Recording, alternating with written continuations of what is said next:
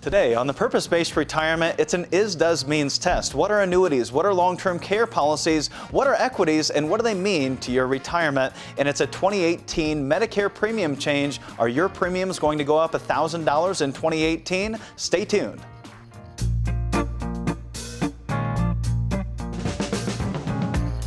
Welcome to the Purpose-Based Retirement with certified financial planner practitioner Casey Weade. It's not how much we make during the good times, it's how much we keep during those really bad times. Casey leads a team of financial advisors with decades of experience, helping families across the country retire with the confidence they deserve.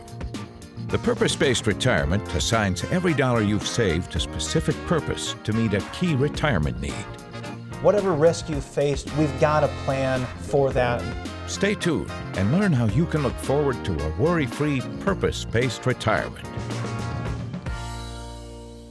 Good to see you again. I'm Lee Kelso here with Casey Weade, certified financial planner and the president of Howard Bailey Financial.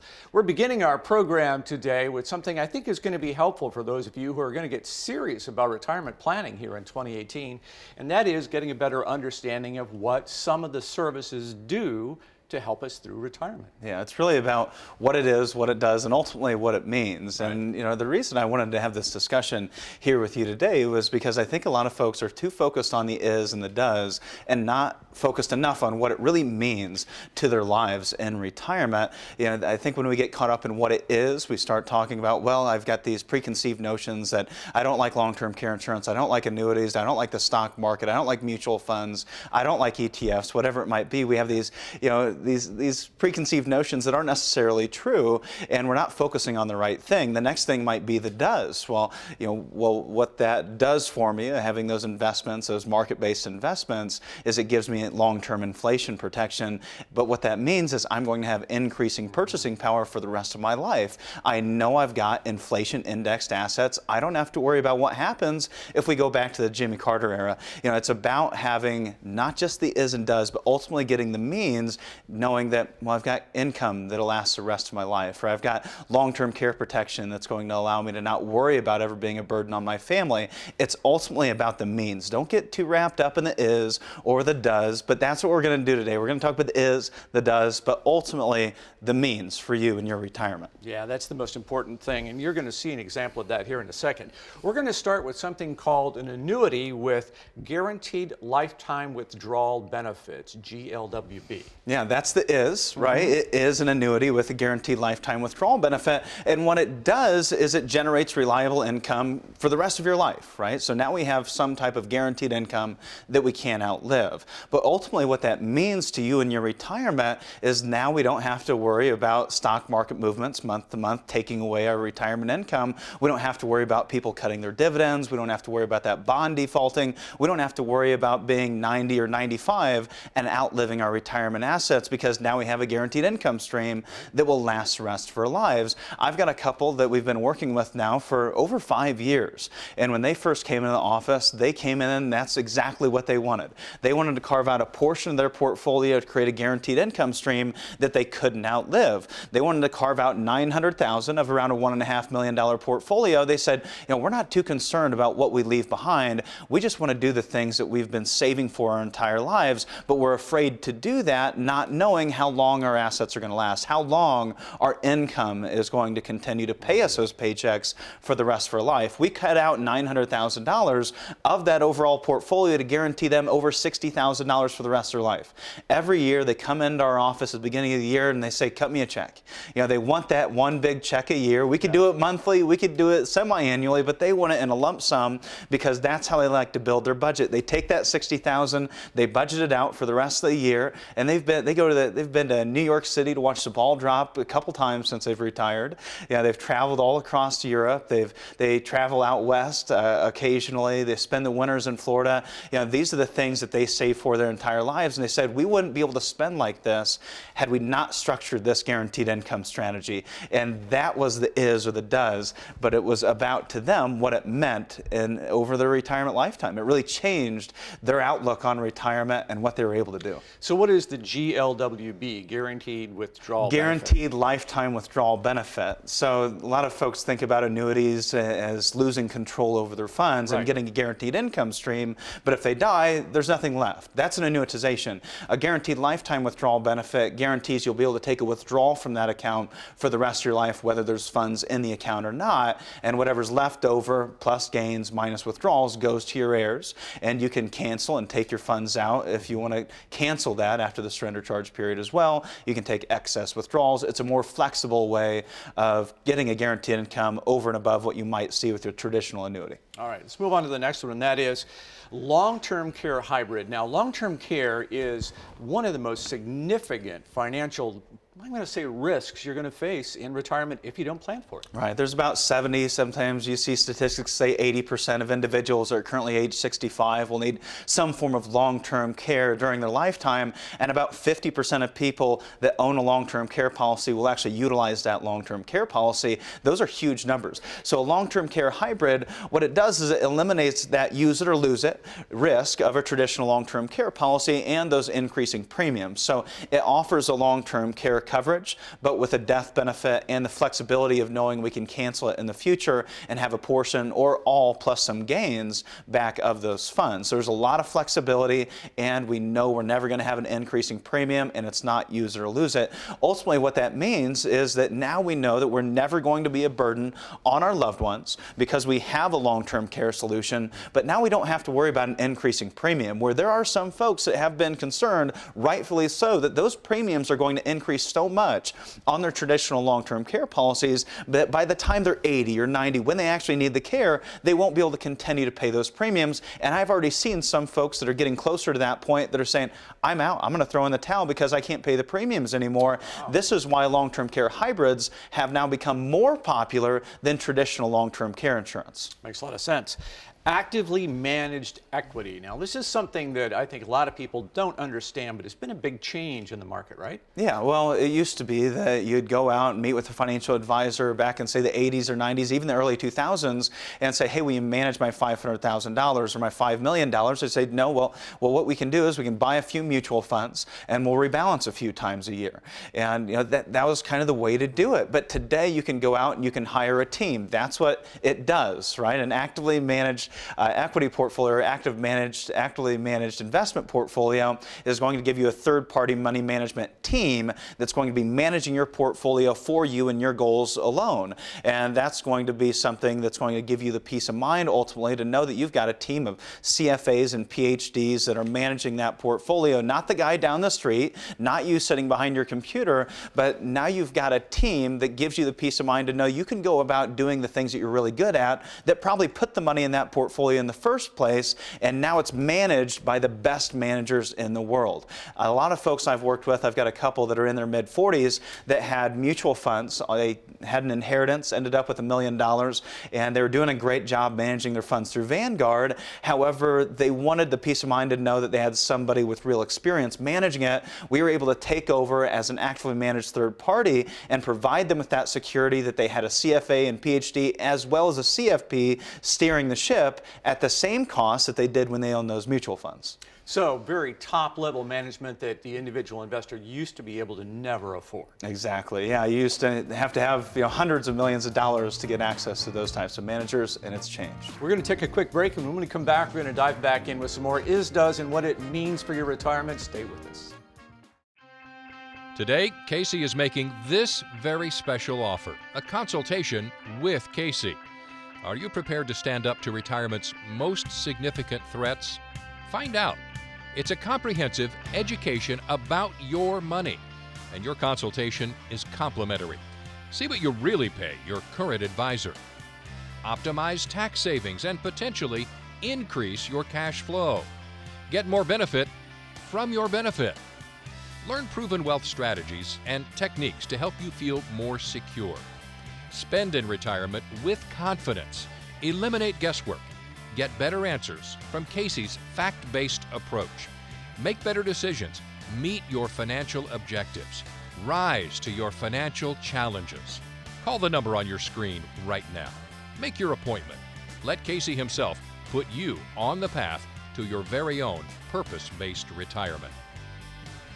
You need a plan to create the retirement you deserve. The first step is to tune in to the Purpose-Based Retirement Radio Hour with Casey Weade and Marshall Johnson. Saturdays at 11 a.m. and Sundays at 1 p.m. on WOWO 107.5 FM or Sunday mornings at 11 on 95.3 MNC. Welcome back to the Purpose-Based Retirement. We're taking a look at some things you're going to hear about as you start thinking about your retirement from the aspect of what it is, what it does, but most importantly, what it means for you in your retirement. So let's jump right back in. We're going to go to, I think this is interesting, survivorship life insurance. Explain that for me. Yeah, well, survivorship life insurance, that's what it is. And what it does is it provides you a cost-effective way to maximize your death benefit and leave a legacy to your loved ones tax-free by leveraging the lives of two insureds. Okay, if we've got two people, on average, they're going to live longer than one individual, and that provides us with typically 2 to 4 times the leverage over buying a single lifetime life insurance policy. So wait a second, let me make sure I understand that. So sure. This policy insures both of us, but the first person can pass away with no benefits. It's when that second person on the policy dies? Correct. After the second person passes away, then you're going to see those benefits pay out tax-free to your heirs. So why would I use that? What does that mean for me? That would be a legacy policy, right? So it gives you the ability to know that you're guaranteed that upon your death, you're going to leave X amount of dollars tax-free to your heirs. And typically we're seeing rates of returns that are much higher than what we've seen in the historical market returns based on life expectancy, and it's tax-free at the same time. And for one of the couples that I worked with, for instance, and this is typically how we use these things, we'll say, okay, let's go ahead and set up your plan. We've got emergency funds established, we've got income guaranteed for the rest of your life, we've got supplemental income to help us in case of inflation with our market-based investments, and then we've got our estate plan taking care of long-term care needs. Now we've got everything taken care of. Can you think of any other reason that we might need to use this extra cash we have set aside? We carved out that last piece of cash, and it recreated all of the other dollars that we set aside for their needs. So now they could rest easy and go, because this is a couple that really wanted to leave money behind to their kids. So now they could sit back and go, well, we can spend all our dollars. We can end up using funds for long-term care. We can have inflation impact us and spend more 10 years from now than we spend today. We can have emergencies and do so still knowing that we're preserving this legacy for the next generation, just like it was when we started. So on day one, we doubled their net worth, but by the time they got to the end of their life, even if they spent everything, they still left behind what they started with. And for a lot of couples that have disagreements over, well, I want to spend it all, and the other couple wants to leave everything behind, this can be a good bargain to really, ultimately, what's it mean? Have a better marriage. Yeah, that's right. Peace of mind and a better marriage at the same time. That's not all bad. Fixed index annuity. Now, there are a lot of flavors of annuities. Sure. What makes this one different? Well, a fixed index annuity, what it does is it gives you the ability to participate in the market as the market's returning. You get to participate in that growth, and you still have protection of your principal. So market participation with principal protection. What that means is there's no more concern about, do I need to turn on the TV and check on what's going on CNBC or Bloomberg? Do I need to log into Fox Business? Do I need to check out my E-Trade account or my Scottrade account and see where my account is today because I'm concerned what's going to happen politically or geopolitically or what's going to happen over in the European Union? I'm concerned about stock market fluctuations. If that's your concern, this can give you the ability to participate in market gains, but not have to be concerned if there's a major pullback. My wife and I have done this with a lot of our excess cash that we would typically use for maybe paying down the mortgage and things like that. It's our overflow emergency fund where we've got an account set up that will allow us to participate in the market up to a certain extent. We can make as much as 10%. Our gains lock in every year, and we know we can't lose. So I feel today that the market is very overvalued. It concerns me to buy into equities today, especially with my excess cash, that I would use in the case of emergency, or really our slush fund or the funds that would be there for longer term emergencies. I want to make sure that's not going directly into something that could go down 50% over the next 12 months or more. And this gives me the ability to say, well, if I'm wrong, I still can make up to 10%. If I'm right, then hey, I don't lose anything. All right, the most important one of these, and these are all elements, something we have discussed, and that is a comprehensive financial plan. And as I said, all of these things we've talked about fit into this bucket, right? Sure, yeah. I mean, a comprehensive financial plan, what it really does is it analyzes all of those different risks that you may face during your retirement years. Now, that means something maybe, in your younger years when you're 20, 30, 40, but most people aren't really getting a comprehensive plan until they're facing a number of different risks. And maybe you have a major business you own and you have a substantial income and you're younger, but for most people, this happens when they get into the late 50s or mid 60s when they're thinking about stepping into retirement, because now they have major risks that they never used to face anymore. I often call retirement a major ailment of a sort. You've got a lot more risks and a lot more to think about than you ever did before. And let's analyze each one of those things and put a plan together one at a time. And what that means is that now you can go on living retirement the way it was supposed to be meant. You can stop worrying about what's happening in the stock market, what's going to happen with inflation, what's going to happen in the White House, what's going to happen with taxes, are they going to increase in the future? Great, we've got till 2025. What happens after that? We want to know we've got a plan for all those different contingencies. And sure, there's some things that we can't control, but we control what we can. We play defense against the rest. And for a couple that I worked with here recently, we went through the whiteboard, hopped up there, and I said, okay, we've got this set aside for emergencies. We've got this set aside as a slush fund, kind of a long-term emergency fund. This is going to guarantee you a certain amount of income for the rest of your life you can't outlive. We've got this set aside as long-term growth. This will participate in inflation, where we can pull extra income if we need it to supplement that guaranteed income. We've got a plan for long-term care. We've got this carved out to leave a legacy behind, and you can recreate all the dollars you spent tax-free to cover any taxes you might have in your IRAs at death. Now, what else? What else did we not cover? And he said, those were all the things that were on the top of my mind. Those were all the major risks that I was concerned about. This is exactly what I wanted. This is what I needed, because now I don't have to worry about all those things I had on my mind before, and I can do what I wanted to do. I can enjoy my retirement. Yeah. That's what it's all about. I found that once we reach financial independence. For some people, maybe this happens when they're 30 or 40. They hit some home runs, but for the majority of Americans, it happens once they just get a financial plan and know they're going to be okay, because not only do they have enough, but they've also got a plan for all the risks that they're going to face. You'll be amazed by what you will do, the way you'll treat others, the way you'll treat your money, the way you'll treat your life and your purpose in life once you actually have that feeling of financial independence. And that can't just come by stuffing money in our 401ks and hoping everything works out. Your dad was the best example of that. He was a guest on the program not too long ago and described for himself his financial plan. He knows exactly how much he can spend each month and often doesn't get there. So at the end of the month, he has cash left over that he just doesn't need because all his needs were cared for. And he invites friends and they head out for a lobster dinner. How cool is that? That's pretty nice. Well, Dad taught me a lot. This is one of them. There you go. All right, so we hope that you learned a little bit here, the is, does, and means approach to financial planning, and this, the comprehensive financial plan, being one of the most important of those. We're going to head into the break with our question of the day, and it has to do with Medicare. What year was Medicare established? Was it all the way back in 1929 or far more recent than that? Casey has the answer when we come back. Today, Casey is making this very special offer, a consultation with Casey. Are you prepared to stand up to retirement's most significant threats? Find out. It's a comprehensive education about your money, and your consultation is complimentary. See what you really pay your current advisor. Optimize tax savings and potentially increase your cash flow. Get more benefit from your benefit. Learn proven wealth strategies and techniques to help you feel more secure. Spend in retirement with confidence. Eliminate guesswork. Get better answers from Casey's fact-based approach. Make better decisions. Meet your financial objectives. Rise to your financial challenges. Call the number on your screen right now. Make your appointment. Let Casey himself put you on the path to your very own purpose-based retirement. Let me help you create the retirement you dream of. Go to my website and pick one of 3 education options to get started today. Get a copy of one of my retirement planning books, sign up for a purpose-based retirement live event, or go to the Purpose-Based Retirement University.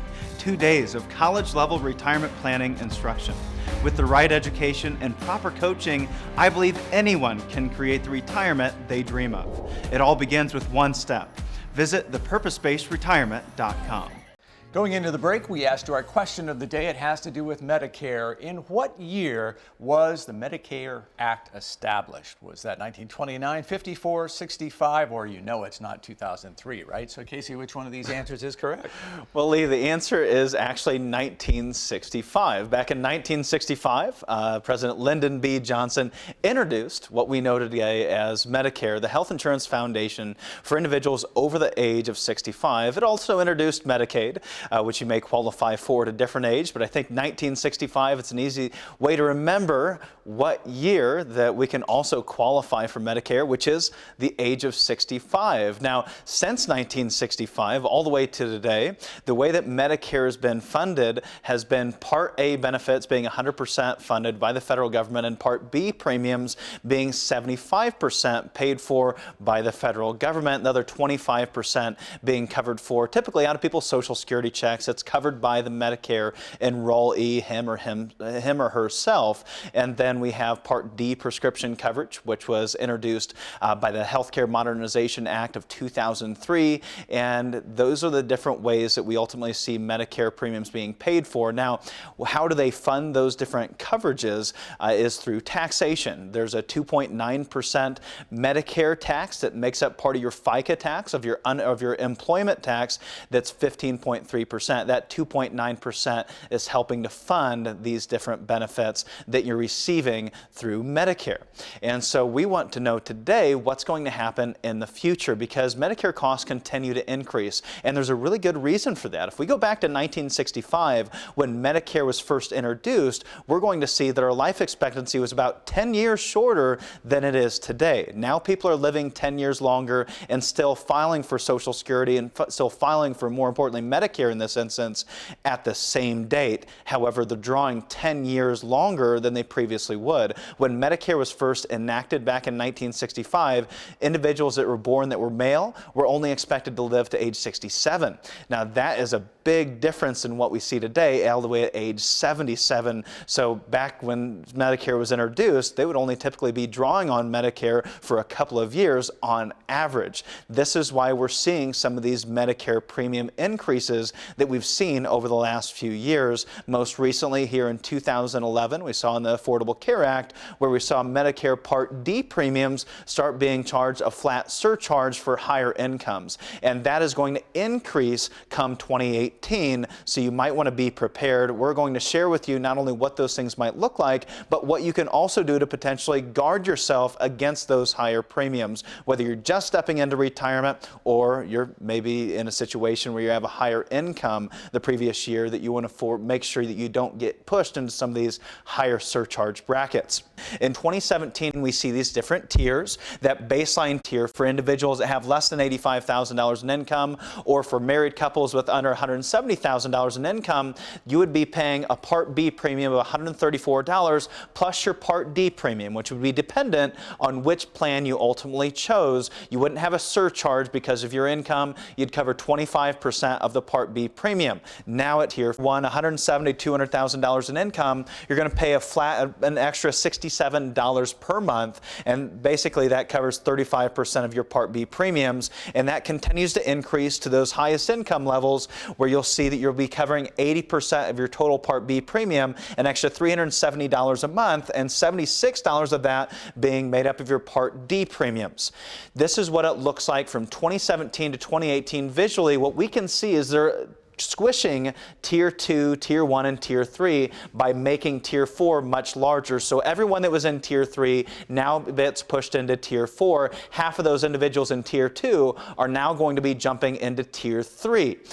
So this is what that looks like from a dollar and cents perspective. We're going to see that those individuals that are in Tier 2 are now hitting that level at $130,000 to $270,000 in income. Tier 3, $160,000 to $320,000 in income. We're not seeing that those surcharges are changing. What we're seeing is those income levels at which you hit those higher surcharges are what's changing. We're seeing that those individuals that are in the base Medicare premium level, less than $85,000 or $85,000 to $107,000 in income, all the way from $107,000 to $133,000, are really not going to see any changes in their Medicare premiums for 2018. They might actually see a slight decrease, maybe a savings of 30 to 60 cents per month. Now, those individuals that jump into that next tier, that's $130,000 to $160,000 in income, they're going to pay an extra $20 per month for that 2018 increase. They're going to see a 60% increase in their premiums. The next tier is going to see a 36% increase in their premiums.